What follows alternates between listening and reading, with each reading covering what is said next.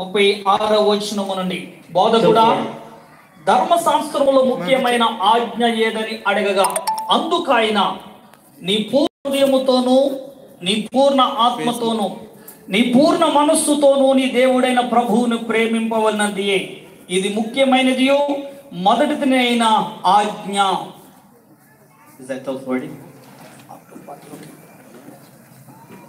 39వ వాక్యం నిన్ను వలె నీ పొరుగు వారిని ప్రేమింపవలను రెండవ ఆజ్ఞ దాని వంటిదే. ఈ రెండు ఆజ్ఞలు ధర్మశాస్త్రం అంతటిని ప్రవక్తలకు ఆధారమై ఉన్నవని అతనితో చెప్పెను. So today I'm going to speak about both of these things, but for this part I'm only going to speak about the first. అయితే ఈ రెండు విషయాలను గురించి ఈ ఉదయ కాలమందు నేను మీతో మాట్లాడడానికి నేను ఇష్టపడుతూ ఉన్నాను. The second part you can hear at the 3 o'clock time.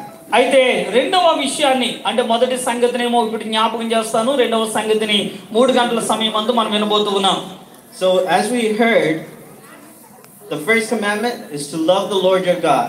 అయితే మొదటి ఆజ్ఞ మనము దేవుని పూర్ణ మనసుతో పూర్ణ హృదయముతో మనము దేవుని ప్రేమింపవలను. We, as Uncle spoke about, saw the love that his mother had for him. అయితే తల్లి ఏ రీతిగా ప్రేమిస్తూ ఉంటుందో ఆ రీతిగా దేవుడు మనల్ని ప్రేమిస్తున్నాడని చెప్పేసి అంకుల్ గారు చక్కటి వాక్యాన్ని అందించారు. What happens when we fall in love? అయితే మనము ప్రేమలో పడితే ఎలా ఉంటది? I'm sure that everybody has fallen in love with someone or something at a certain time.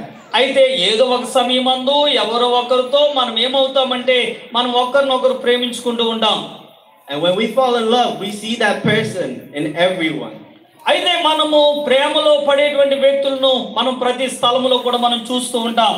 When your mom serves you food, అయితే మన యొక్క తల్లి గారు మనకు భోజనాన్ని వడ్డిస్తూ ఉంటే you might think about how your wife serves you food. You might think about how your wife serves you food. అయితే నువ్వు ఆలోచన చేస్తావు నా యొక్క భార్య వస్తే నాకు ఎలా వడ్డిస్తుంది అని అనుకుంటూ ఉంటావు. And when you see something happening somewhere and you see this man and his wife standing outside and watching a sunset, అయితే బయట ఉన్నటువంటి ప్రజలు మనల్ని చూస్తున్నటువంటి సంగతిని మనం చూస్తూ ఉంటాం. if they're sitting on the Godavari and watching the sunset, అయితే ఆ యొక్క గోదావరి తీరంలో ఆ యొక్క సూర్య రశ్మి దగ్గర వాళ్ళు కూర్చున్నప్పుడు మనం చూస్తూ ఉంటాం.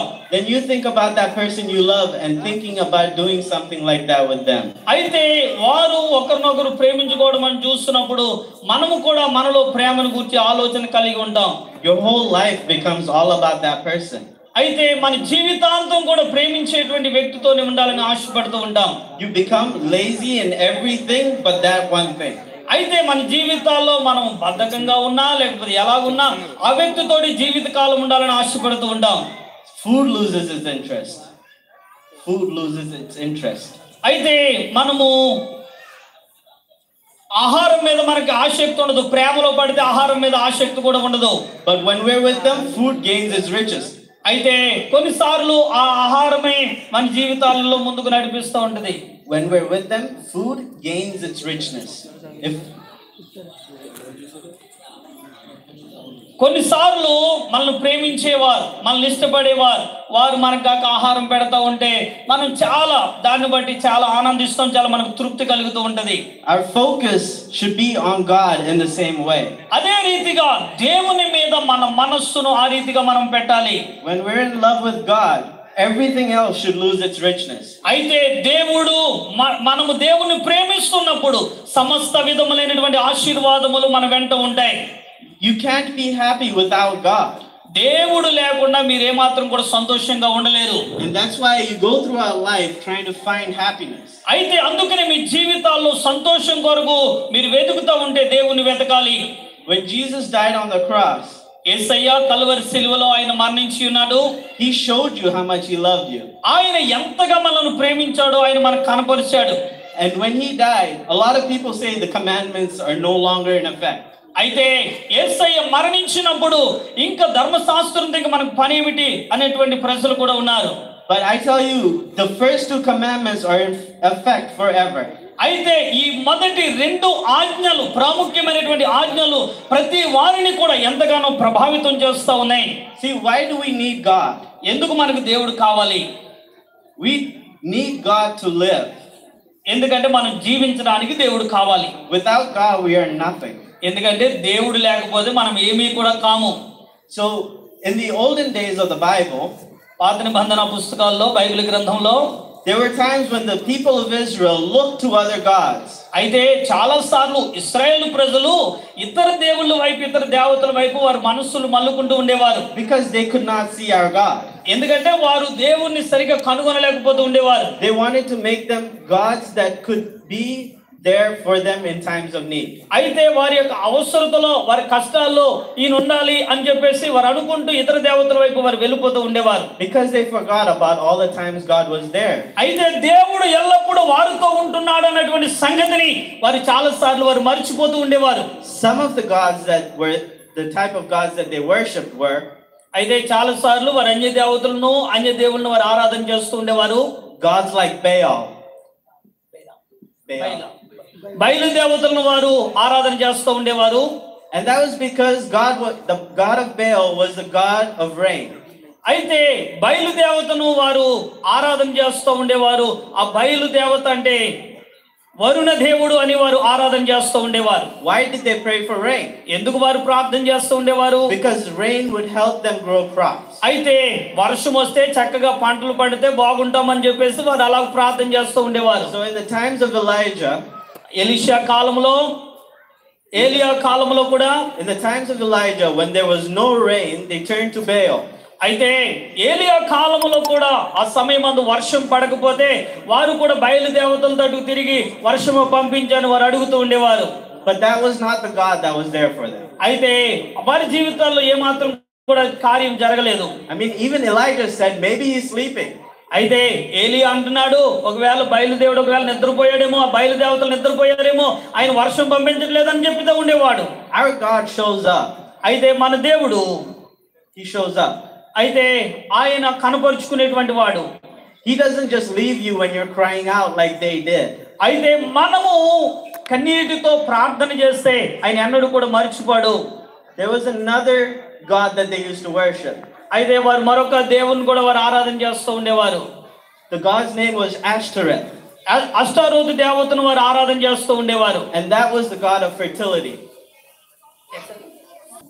సంతానోత్పత్తి కలిగి చేస్తదని చెప్పేసి అష్టారోతు దేవతను వారు ఆరాధన చేస్తూ ఉండేవారు. In the olden days, family was everything.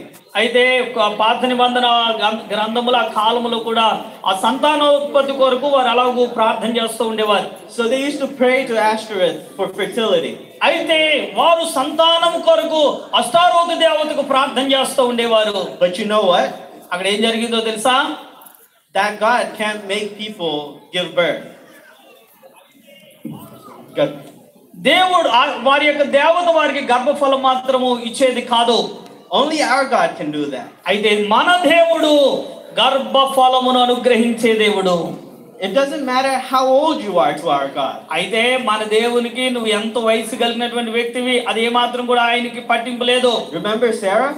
శారాను గుర్తు చేసుకోండి. If you notice, whenever you go to a doctor, they'll tell you, you are too old to have a baby. అయితే డాక్టర్ దగ్గరికి వెళ్తే ఇంక నీకు పిల్లలు పుట్టరు అనేటువంటి ఆ సందర్భం. But many of you have come to my dad and he has prayed for you. అయితే చాలా మంది మీలో కూడా గర్భఫలం లేక మేము డాక్టర్ దగ్గర తిరిగామండి అని చెప్పేసి ఆ దైవజనులు బిషప్ అయ్య గారి దగ్గరకు వచ్చి ప్రార్థన చేయించుకుంటూ ఉంటారు. And it is God that hears your cry and gives you that child. అయితే దేవుడు మీ ప్రార్థనను ఆలకించి దేవుడు మీకు చక్కటి సంతానాన్ని అనుగ్రహిస్తూ ఉన్నాడు. Don't turn to these idols for things. అయితే ఇటువంటి వాటి కొరకు మీరు అన్య దేవతల వైపు, అన్య దేవుల వైపు తిరగవద్దు. Because that love is complete one way. అదంతా కూడా వ్యర్థమైనటువంటి త్రోవ, అక్రమమైనటువంటి త్రోవ. That's not a two-way love. అయితే అది సరైనటువంటి త్రోవ కాదు. When you see, we don't love because of the way that, let me say this again. When we look for love, మనము ప్రేమ కొరకు ఎదురు చూస్తూ ఉంటే we look for something physical. అయితే మనం శారీరకంగా కూడా కొంత ఆశిస్తూ ఉంటాం. But we need to realize that there is a spiritual love. అయితే మనం ఖచ్చితంగా ఒక ఆత్మీయమైనటువంటి ప్రేమను గూర్చి, మనం ఆత్మీయమైనటువంటి సంబంధమును గూర్చి ఆలోచన కలిగి ఉండాలి. Do you know what God means? అయితే దేవుడు అంటే ఏమిటి? Anyone? చెప్పగలుగుతారా? దేవుడు అంటే ఏమిటి? God is love. దేవుడు ప్రేమామయుడు. ఒకసారి చప్పట్లు కొట్టండి ఒకసారి.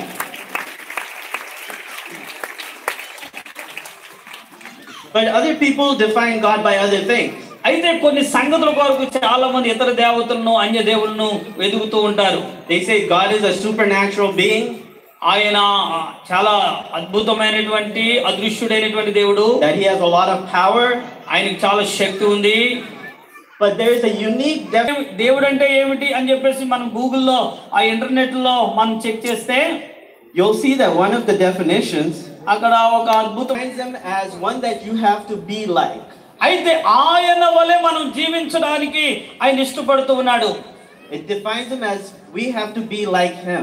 అయితే మనము ఆయన వలె జీవించాలన్నది ఆయన కోరిక. In no other religion have I seen them say this.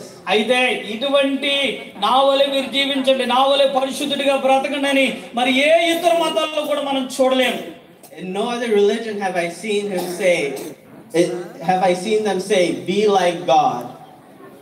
అయితే మరి ఏ ఇతర గ్రంథాల్లో కానీ మరి ఏ ఇతర మతాల్లో కానీ మనము ఈ రీతిగా నేను ఇలా ప్రత్యేకంగా ఉన్నాను, నేను ప్రత్యేకమైనటువంటి పరిశుద్ధుడిని మరి ఏ ఇతర గ్రంథాల్లో మనం చూడం. In all the other religions I see them say, do this so that God can do this for you. అయితే ఇతర గ్రంథాల్లో మనం చూస్తాం, ఇదిగో దేవుడు అది చేస్తాడు ఇది చేస్తాడు అని, అది మాత్రమే మనం చూడగలుగుతాం. In our world it's all about taking and receiving. అయితే మన జీవితాల్లో మనం పొందుకోవడం గురించి మనకు అది తెలియజేస్తా ఉంది. In our world all we know is taking and receiving. అయితే ఆ ఇతర దేవుళ్ళు ఎలా ఉంటదంటే వారు ఇవ్వడము పొందుకోవడం ఆ విషయాల్లోనే ఉంటది.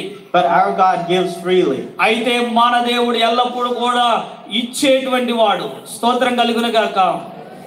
1 Peter 2:9